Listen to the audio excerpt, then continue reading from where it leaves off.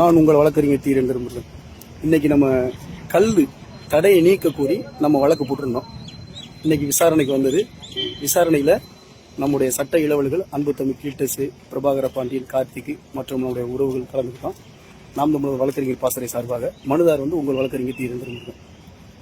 கல் மற்ற மாநிலங்களில் ரெகுலேட் பண்ணி விற்பனை இருக்குது. அது கேரளா சிறந்த உதாரணமாகவும், பக்கத்து மாநிலமான இருக்கக்கூடிய நம்மோட தாயான நம்ம தாய் தான், அதாவது நம்ம குழந்தை தான், அதாவது இது பாண்டிச்சேரியும் காரைக்கால், அங்கும் கல் தடை இல்லாமல் ரெகுலேட் பண்ணி ஓடிக்கிட்டு இருக்கு. இதுக்கு சம்பந்தமா நிறைய பனை தொழிலாளர்கள், நம்முடைய பனை சம்பந்தப்பட்ட தொழில் இருக்கக்கூடிய தமிழர்கள் கடுமையாக போராடிக்கிட்டு இருக்கோம். கல் தடை நீங்கணும் அப்படின்னு சொல்லி வழக்கு போட்டிருந்தோம். இல்லையா இல்லை ரெகுலேஷன் பண்ணி கொண்டு வாங்க சொல்லியிருக்கோம். ரெகுலேஷன்லாம் உங்களுக்கு தெரியும் நினைக்கிறேன்.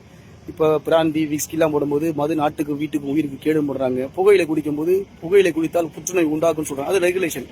அதுபோல நீங்க என்ன பண்ணுங்க, கல்லு தடைய நீங்க நீக்குங்க, இல்லைன்னா ரெகுலேட் பண்ணி கொண்டு வாங்க நம்ம சொல்லியிருக்கோம்.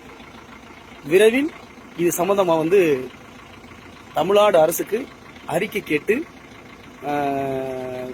உத்தரவு பிறப்பிச்சிருக்காங்க. வர்ற 15/9 தமிழ்நாடு அரசு சார்பாக கவுண்டர் போட போறாங்க.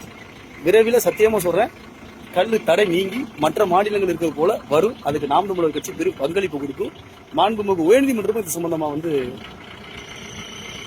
கேள்வி எழுப்பி உள்ளது. விரைவில் கல் தடை நீங்கும். நம்முடைய தமிழருடைய பானமா இருக்கக்கூடிய கல், அது மட்டும் பனை மரத்தை சார்ந்திருக்கக்கூடிய தொழிலாளர், அந்த பனை தொழிலாளர்களுடைய அது சம்பந்தப்பட்ட உற்பத்தி எல்லாமே பெருகும்.